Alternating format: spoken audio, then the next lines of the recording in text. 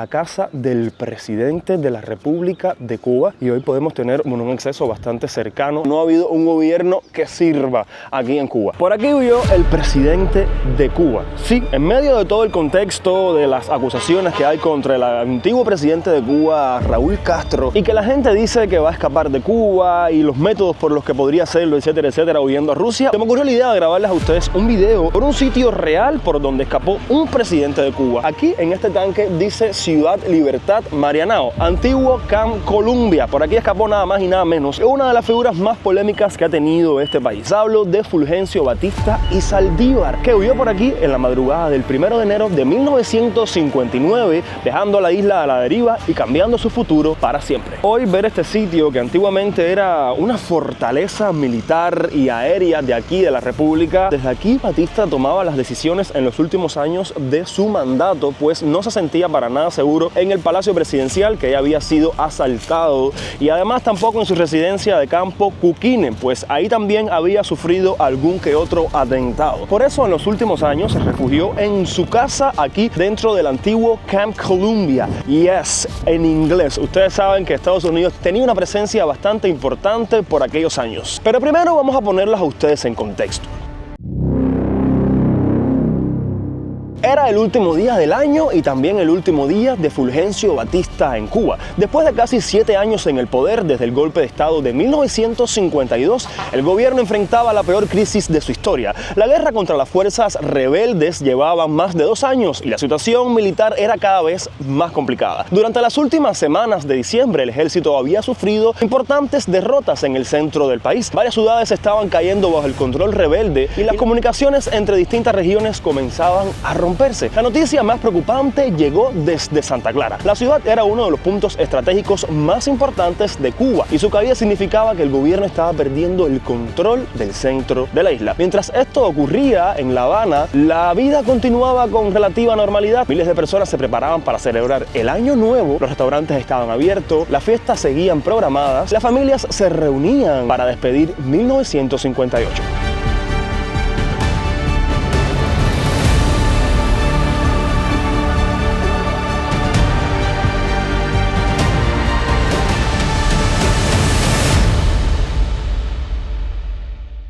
Ustedes se pueden preguntar, ya sé, ¿qué es esto actualmente? Tantas edificaciones que hay, ¿para qué se usa? Pues les cuento que aquí hay incluso escuelas de idiomas, hay primaria, secundaria, círculos infantiles, creo que también hay una escuela militar o algo así. Quiero ver si hay alguna manera de acceder a la pista, que ahora mismo no sé si se sigue utilizando para aterrizaje de avión o algo así, hace tiempo que no, pero antiguamente era una de las pistas más importantes del país. También recalcar que este sitio actualmente yo lo veo muy desolado. También hay como algunas personas que dicen que es peligroso caminar por aquí en determinadas horas. No lo dudo yo. Miren la desolación, la soledad que hay. Hay muchos casos que han asaltado a personas y es súper contrastante porque, por ejemplo, aquí estoy viendo ya casas abandonadas, o sea, casas en muy mal estado hechas de madera, yeipón, como decimos en Cuba. Y si cogemos por uno de los trillitos que hay en este lado, detrás nos encontramos con nada más y nada menos que Cubanacán, Miramar, barrios mega exclusivos de aquí de La Habana. De hecho, por allá vemos el hotel Tritón y Neptuno, vemos Primera y 70, vemos el centro de negocios, o sea, a lo lejos. No sé si ustedes lo vean por aquí, pero es súper curioso. Pero ahora, volviendo al contexto de 1958, les cuento que los informes militares llegaban constantemente. Las noticias desde el interior del país eran cada vez peores. Algunos oficiales comenzaban a admitir en privado que la guerra podía estar perdida. Y aunque Batista seguía siendo oficialmente el hombre más poderoso de Cuba, la realidad era que cada vez tenía menos opciones. Ese día pasó buena parte de su tiempo aquí en Camp Columbia, el principal cuartel militar del país. Y desde aquí seguía la situación militar y mantenía reuniones con generales y altos funcionarios. A medida que avanzaban las horas, la pregunta ya no era cómo ganar la guerra. La pregunta era cuánto tiempo más podría mantenerse el gobierno. Sin saberlo, Cuba estaba viviendo las últimas horas del régimen de Batista y antes de que amaneciera el nuevo año, todo cambiaría. Esta es una de las tantas estructuras que vemos abandonadas de aquí dentro, que creo que es donde los skaters practican este deporte. Vamos a ver si podemos acercarnos, aunque sea a ver cómo está por dentro. Creo que antiguamente era un cine, un teatro o algo así de aquí de Camp Columbia. Es bastante... Vamos a ver qué es lo que hay aquí adentro. Wow, está totalmente abandonado. Miren eso. ¡Wow! ¿Qué dice aquí? Bollo, Vanessa, soy mujer con bollo. Ya tú sabes. Miren esto. Quiero decirte buenas vidas. Dime cuándo. Ay, no, Dios mío.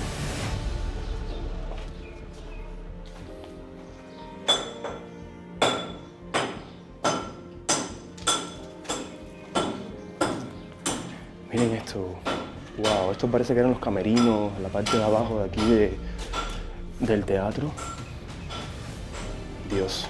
Y delante tenemos el polígono. A ver, yo digo el teatro, pero realmente no tengo una confirmación de que esto haya sido el teatro. Tiene toda la pinta de haber sido un cine o un teatro. Si hay alguien, por favor, que tiene esta información, que me lo deje por los comentarios. En internet no hay muchísima información acerca de los lugares específicos, o sea, que había aquí dentro de Camp Columbia, pues era una zona militar. Tampoco es que iba a haber información pública por ahí rondando. Y la que hay básicamente es su historia, porque tiene un nombre bastante norteamericano. De eso estaremos hablando más adelante. Bueno, yo creo que este edificio que hay adelante sí es el teatro. Quiero pensar yo, porque tiene toda la pinta. Miren, esta era la casa de Batista. Mírenla aquí. Actualmente le llaman el Castillito, pero aquí fue donde vivió Batista en los últimos años de su presidencia aquí en Cuba.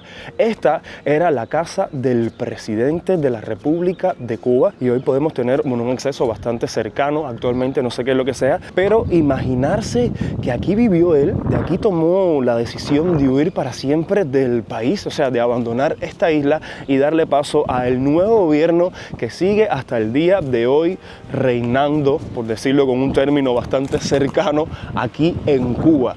Miren esto, oye, mansión que se mandaba Batista aquí. O sea, bueno, a ver, Batista también era un poquito bastante corrupto, pero bueno, no hay mucha diferencia en las realidades y las actualidades que vivimos hoy en día. De cómo huyó también estaremos hablando más adelante, pero era un sitio que definitivamente tenía que conocer. O sea, la casa donde vivió Batista. Nosotros hemos estado en la casa de Batista en Cuquine, que se encuentra allá al oeste de La Habana, casi llegando a la provincia de Artemisa, que también les hice un video. Pero siento que si ya les mostré esta casa, siento que les debo a ustedes otro video de la casa de Batista, la casa de campo. También hemos estado en el Palacio Presidencial, que era su residencia oficial, hasta que lo asaltaron en 1953. Entonces ya podemos decir que hemos estado en todas las casas de Batista, al menos las más importantes aquí en Cuba. A estos sitios que solamente te puede traer Yacevit, o sea, a los que nos gusta la historia, no me lo creo, ¿sabes? Son cosas de la historia de Cuba que nadie habla, que nadie menciona, que vagamente se mencionan en los libros de historias oficiales que hay aquí en Cuba, como te enseñan en la escuela,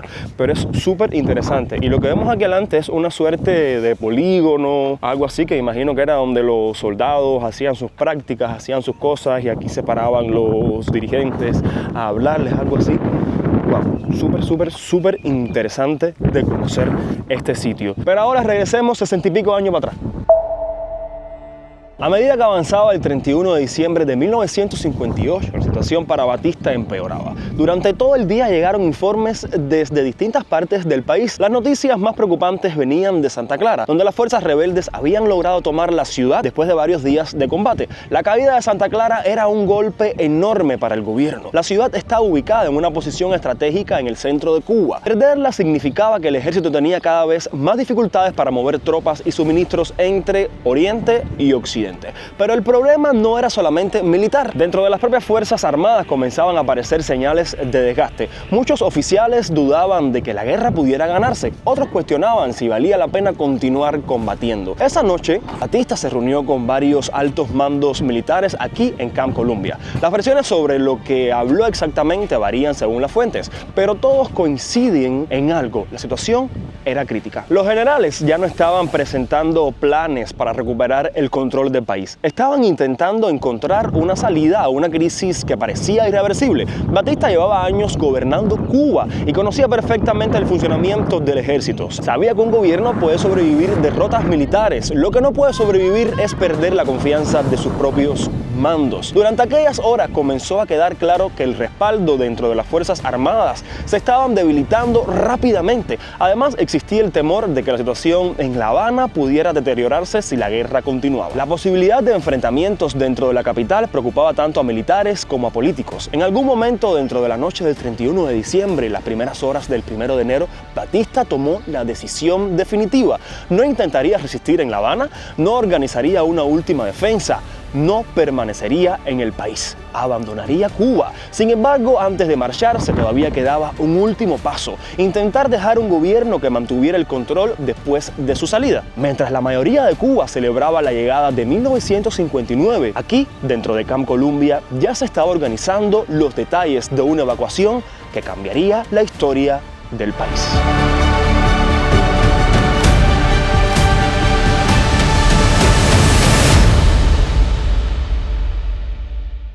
Vamos a entrar ahora a lo que era el antiguo teatro. Yo les había dicho a ustedes que era aquella estructura, pero ahora mismo no sé qué era aquello entonces, porque en el mapa efectivamente sí me sale que este era el teatro de aquí, de Camp Columbia, donde el personal venía a, bueno, ver obras de teatro, a reunirse. Wow, aquí antes estaban seguramente las sillas, el escenario, todo.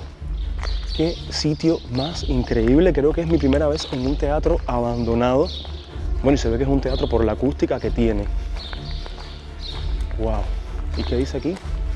Cuba. Cuba, hijos del maltrato. Ok. Bueno, no hay fallas en su lógica. Miren eso. Increíble. También ya ha perdido gran parte del techo y bueno, desde aquí era donde se encontraban antiguamente todos los asientos y la parte de arriba, que ahora mismo no recuerdo cómo se llama. Está la parte de abajo que tiene un nombre y la parte de arriba tiene otro. Discúlpenme porque ahora mismo no me acuerdo. Vi unas escaleras que seguramente llegaban hacia esta parte, que vamos a ver si podemos coger también. Qué pena, caballeros, todo este tipo de estructuras abandonadas que incluso podían ser utilizadas para la misma ciudad, ¿sabes? Creo que por aquí puedo subir, sí. Mira.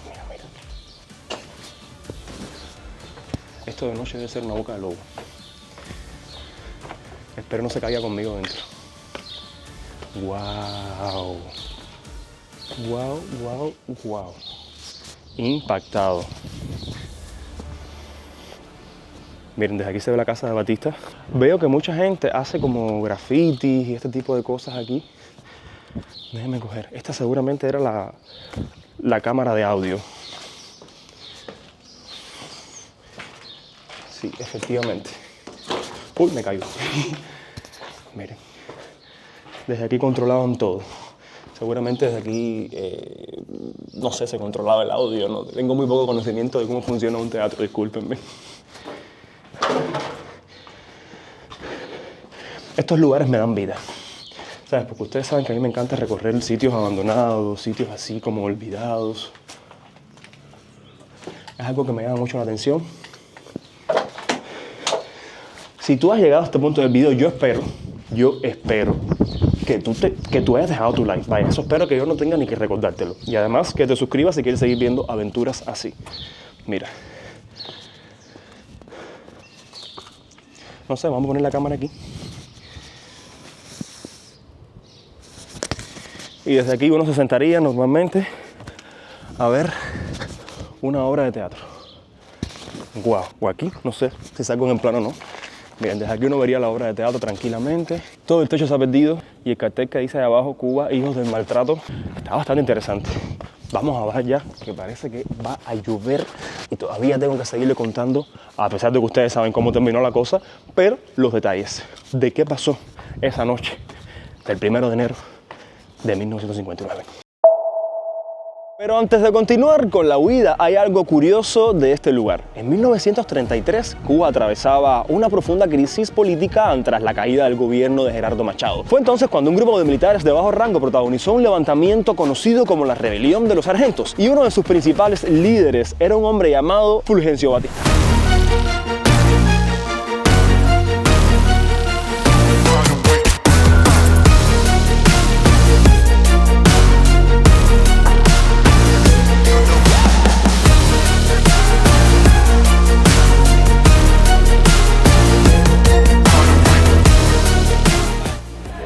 Donde he tenido que regresar, forzado por las circunstancias y llevado por mi amor al pueblo, para reanudar una nueva gestión de paz. Hombro con hombro debemos trabajar por la armonía espiritual de la gran familia cubana y sentirnos todos en esta patria que es de todos, como la quiso Martí, cubanos y hermanos, hombres y mujeres, unidos en el mismo ideal, en la misma esperanza, en las mismas ilusiones, para el progreso y la democracia, la libertad y la justicia.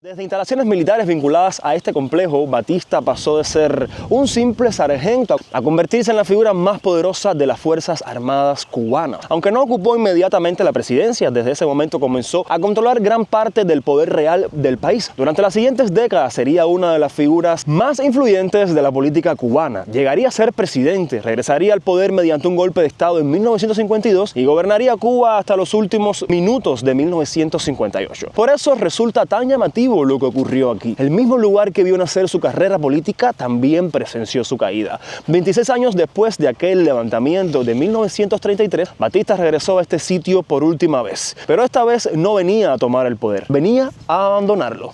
Esto es lo que se llama, ¿cómo que se llamaba esto? Cosas ecológicas. ¿Cómo era? A los gimnasios biosaludables, que bueno, ahora yo creo que biosaludable no le queda nada. Esto era así, ¿funcionará todavía? Ah, sí, mira. Ah, de espalda. Tengo que ir más al gimnasio. Oye, pero yo aquí con en un mes aquí yo me pongo buenísimo, ¿eh? Tengo que empezar en el gimnasio, ¿qué va? Ponerme fuerte. 1, 2, voy a hacer uno por cada año que tiene la revolución. 3, 4, 5. Salen músculos. No, y todavía le quedan desde el 2000 milenio. ¿Y esto para qué era? No sé, ¿esto para qué era? ¿Y esto para qué era, Javier? Lo mismo. Dígame. Lo que pasa es que todos estos los pusieron alrededor del país. Así, esto fue como un proyecto que hicieron alrededor de todo el país para que la gente hiciese ejercicio gratis en los parques. Pero bueno, como todo en Cuba no dura nada. Aquí dura todo. Eso no le da mantenimiento, ¿no? Aquí en Cuba dura lo que no tiene que durar. Y lo que tiene que durar, no dura. 3, 4. Ay, Dios mío. Bueno, caballero. ¿Cómo terminó el chisme entonces de 1959?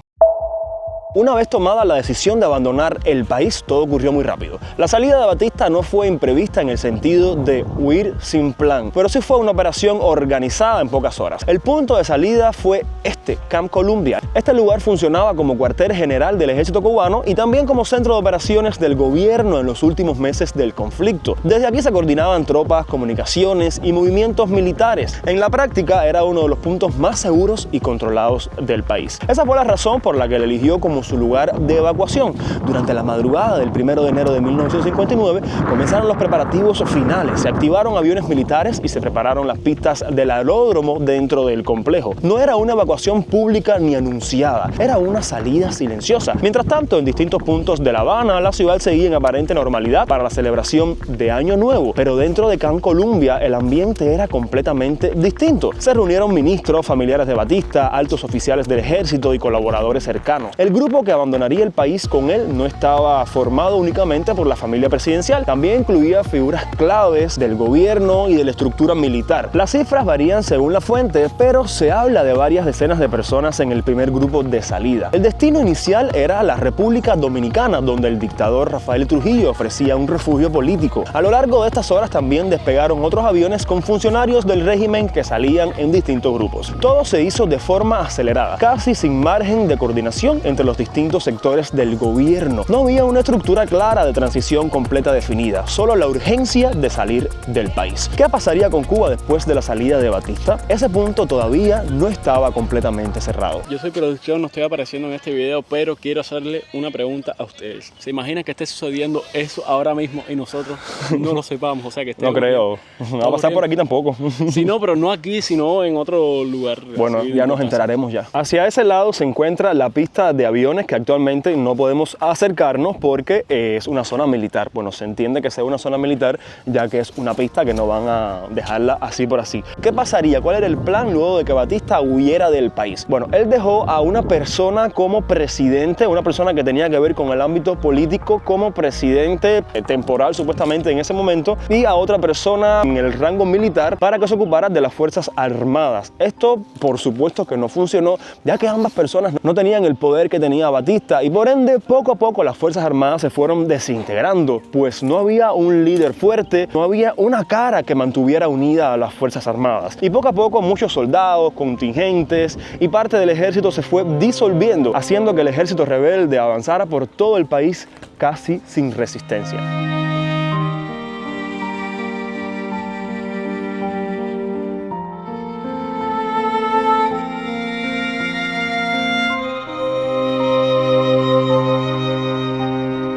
Fulgencio Batista ya había salido de la isla, pero la mayoría del país aún no lo sabía. La noticia comenzó a circular lentamente en las primeras horas de la mañana. Al principio eran rumores y luego confirmaciones desde unidades militares y radios locales. Finalmente la información se extendió por toda La Habana. El presidente había abandonado el país. La reacción fue inmediata. En muchos puntos de la ciudad la gente salió a las calles. Algunos celebraban, otros intentaban entender lo que estaba pasando. Durante años el gobierno de Batista había controlado el país de forma centralizada y de repente ese centro de poder había desaparecido. El gobierno provisional que había quedado dentro de Cuba intentó mantener el control de la situación, pero no tenía la misma autoridad ni el mismo respaldo militar. El general Eulogio Castillo, que Batista había dejado a cargo de las Fuerzas Armadas, intentó buscar una salida política que evitara el avance total de los rebeldes. Sin embargo, el nuevo escenario ya había cambiado completamente. La estructura de mando estaba debilitada y la decisión de Batista de marcharse había acelerado el colapso del sistema. En cuestión de horas, el control del país comenzó a fragmentarse. Mientras tanto, en el interior de Cuba, las columnas revolucionarias avanzaban hacia las principales ciudades. La caída del régimen no se produjo por una única batalla final.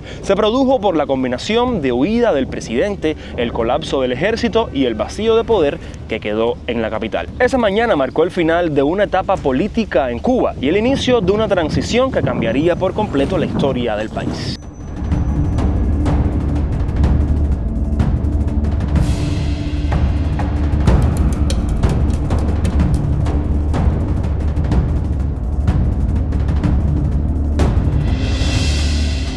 Confirmarse la salida de Batista, el país entró en una fase de caos político. El gobierno provisional intentó sostenerse, pero la situación ya estaba fuera de control. El general Eulogio Castillo buscó establecer un acuerdo para una transición ordenada dentro de las Fuerzas Armadas. Incluso se llegó a plantear la posibilidad de un alto el fuego y salida negociada, pero ese intento no duró mucho. Desde el oriente del país, Fidel Castro rechazó cualquier acuerdo que mantuviera la estructura del viejo régimen. Ordenó continuar el avance hacia occidente. Las columnas revolucionarias siguieron moviéndose por el territorio prácticamente sin oposición organizada. En muchas ciudades, los militares que quedaban comenzaron a retirarse o rendirse sin combate. El vacío de poder era total. El gobierno que Batista había dejado atrás no logró consolidar, ni siquiera durante unas horas. En práctica, había dejado de existir.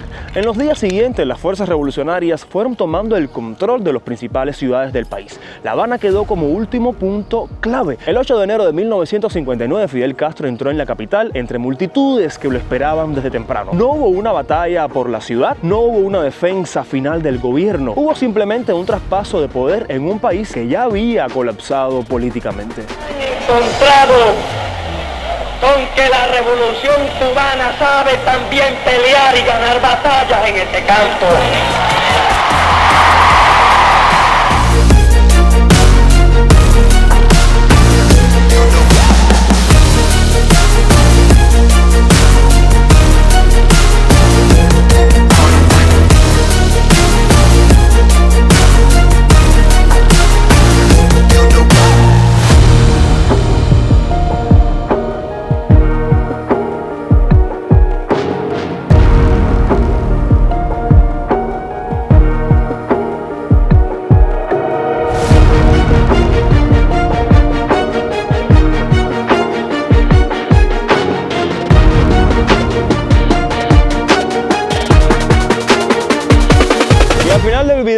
Estamos en la que era la antigua entrada oficial del Camp Columbia. Mírenla aquí adelante. Hoy dice Ciudad Escolar Libertad. Delante de mí uno de los monumentos más icónicos de la capital y del municipio de Marianao. El obelisco Carlos J. Finlay, que muchos piensan que es una jeringuilla, pues no. O sea, muchos lo conocen como la jeringuilla, pues al ser Carlos J. Finlay, un cubano, orgullosamente el descubridor de la cura contra la fiebre amarilla, o sea, la vacuna. Piensan que esto es una jeringuilla, pues no, no es una jeringuilla, sino que se inauguró el mismo día que se inauguró oficialmente Camp Columbia como la sede del Estado Mayor por Fulgencio Batista, y además en su cima tenía la función de ser un faro para los aviones que aterrizaban aquí en el aeropuerto de Camp Columbia. Regresando al día de los hechos, les cuento que lo que ocurrió en esas 24 horas no solo fue la huida del presidente, fue el colapso completo de un sistema político en cuestión de horas. El gobierno que había controlado Cuba durante años desapareció en una madrugada, sin una última defensa, sin una última orden clara, solo con aviones despegando en silencio desde aquí,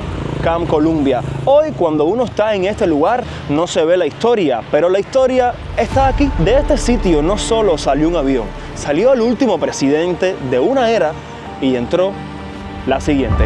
Se acabó la diversión, llegó el comandante y mandó a parar. Pueblo de Cuba sabe que el gobierno revolucionario no es comunista.